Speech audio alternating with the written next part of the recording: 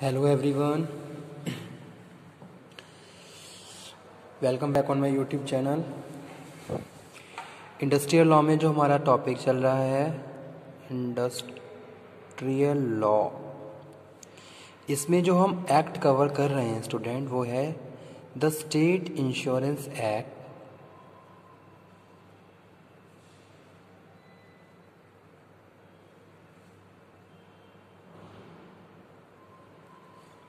1948। ठीक है, हमने अपनी प्रीवियस वीडियो लेक्चर्स में बहुत सारी डेफिनेशंस कवर करी थी, जिसमें से कुछ डेफिनेशंस जो रह गई हैं वो हम अपने आज के इस वीडियो लेक्चर में कवर करने वाले हैं। सो स्टार्ट करते हैं हमारा आज का लेक्चर। आज के लेक्चर में जो फर्स्ट डेफिनेशन है वो है मैन्युफैक्चरिंग प्रोसेस। ठीक है, तो यहाँ पे सबसे पहले हम डिस्कस करेंगे, डिफाइन करेंगे manufacturing process according to state insurance act. Manufacturing process क्या होता है, तो इसका सेक्शन भी मैं मेंशन कर देता हूँ यहाँ पे।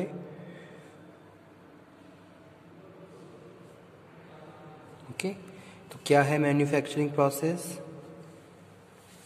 Manufacturing process shall have the meaning assigned to the factories act 1948। तो यहाँ पे इन्होंने ये बता दिया है कि भाई जो फैक्ट्री एक्ट में 1948 में जो डेफिनेशन दी गई है, क्योंकि एक डिटेल में बताया गया है मैन्युफैक्चरिंग प्रोसेस क्या क्या होता है। तो जैसे कि शॉर्ट में मैं आपको बता देता हूँ कि भाई जो अगर हम अकॉर्डिंग टू फैक्ट्री एक्ट 1948 के अकॉर्डिंग बात करें तो manufacturing process means the work, जहाँ हम बात कर रहे हैं किसकी, means any process making, altering, repairing, जैसे कि यहाँ पे लिख देता हूँ मैं थोड़ा सा, मेकिंग,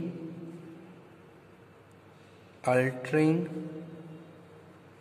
रिपेयरिंग अकॉर्डिंग टू क्या है, according to factories act 1948, making, altering, repairing etc.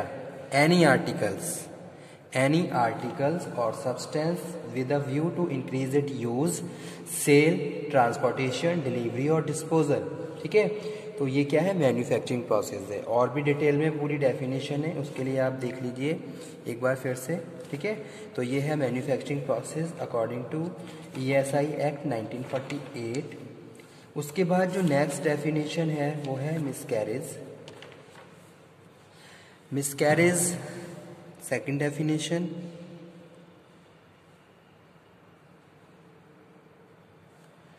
Section 2 subsection 14B define करता है।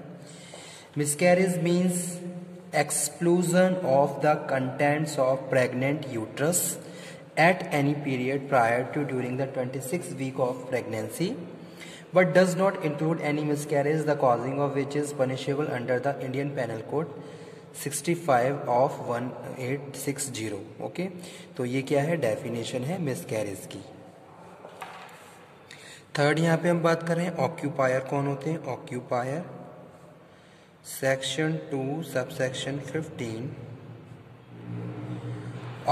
occupier of the factory shall have the meaning assigned to the Factories Act 1948। जो मीनिंग दिया गया है फैक्ट्री एक्ट 1948 में वही ESI एक्ट में एप्लीकेबल हो रहा है। तो एक बार मैं आपको रीड करके बता देता हूँ कि भाई है क्या। ठीक है, ऑक्यूपायर कौन है according to factory act 1948।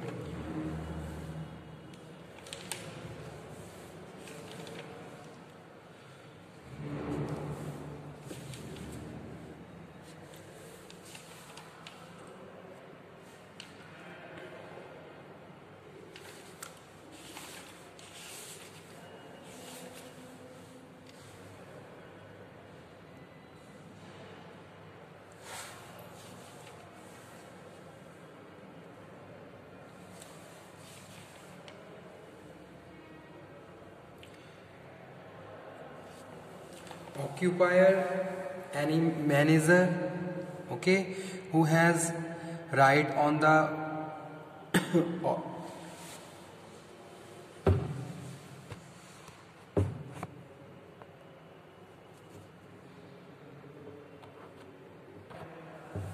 So according to Factory Act 1948, occupier of factory means the person who has ultimate control over the affair of the factory.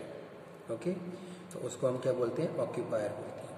Where the occupier of factory is from other association of individual, any one of the individual partners of member thereof may be prosecuted and punished for any offense of which the occupier of the factory is punishable. Okay, तो यहाँ पे simply हम खाली definition की बात करें तो definition क्या है?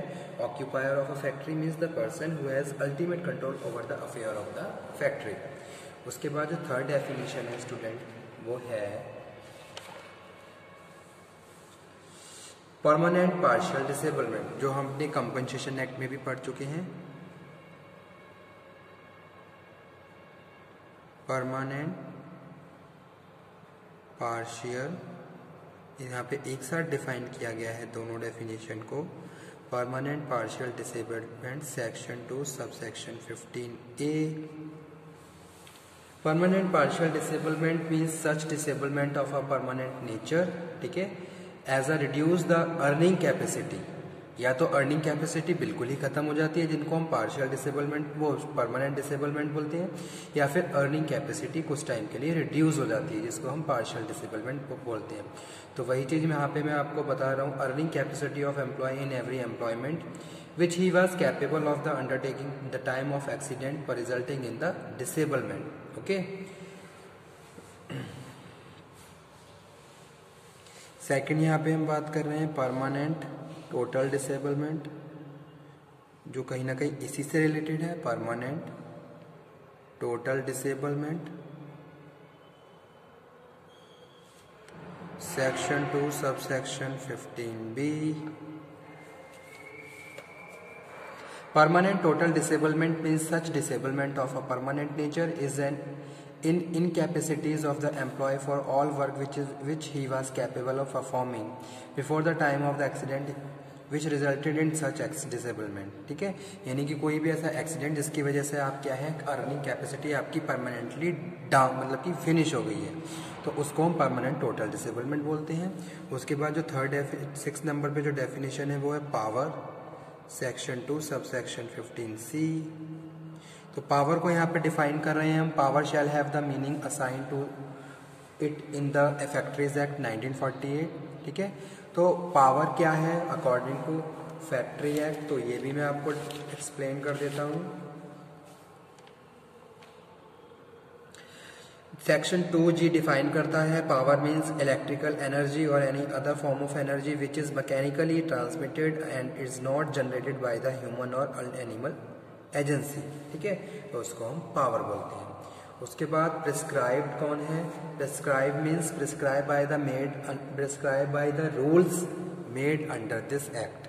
ओके, तो उसको हम क्या बोल रहे हैं? प्रिस्क्राइब बोल रहे हैं. जैसे कि मैंने अभी आपको प्रीवियसली वीडियो लेक्चर में बताया था कि भाई prescribe forms rules and regulations, इस तरीके से.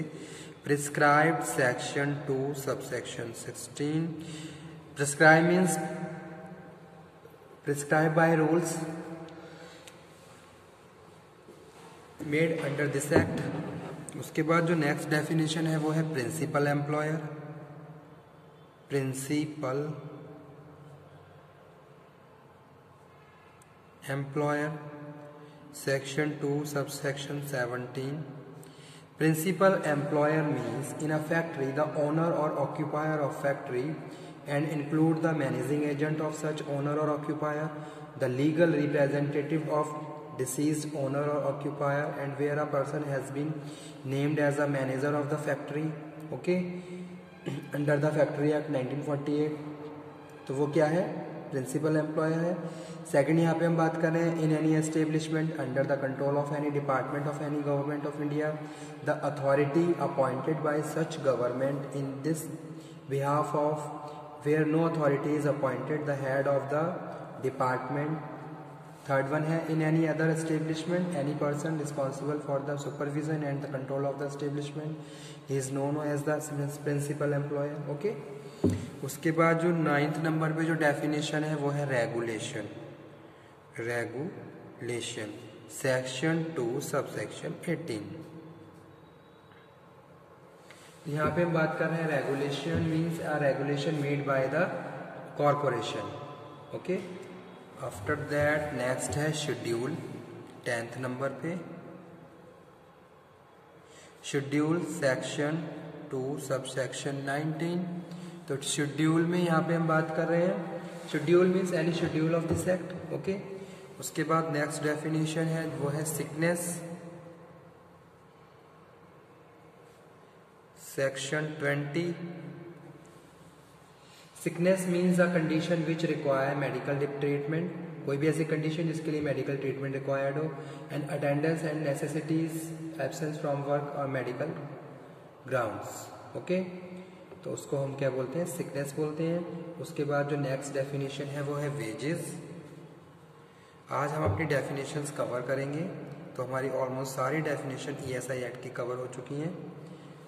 वेजेस में यहाँ पे हम बात कर रहे हैं, wages means any all remuneration paid और payable in the cash to employ if the terms of the contract of employment express or implied were fulfilled. It include any payment of employee respect of any period of authorized leave, lockout, strike which is not illegal and layoff, ठीक है, other additional remuneration if any paid off at interval not exceeding 2 months. It does not include any contribution paid by the employer or any pension fund or provident fund under this act. Okay, any traveling allowance of value of the traveling concession or any sum paid to person employed to defray special expenses entailed on by the nature of the employment. तो ये क्या है, ये wages में include नहीं होता है। ठीक है, उसके बाद जो नेक्स्ट डेफिनेशन है वो है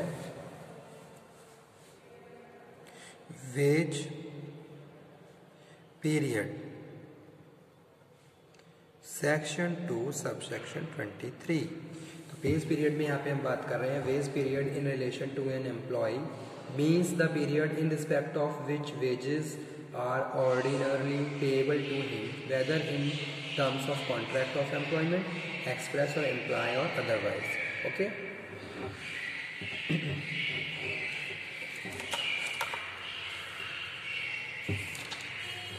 okay, thank you very much.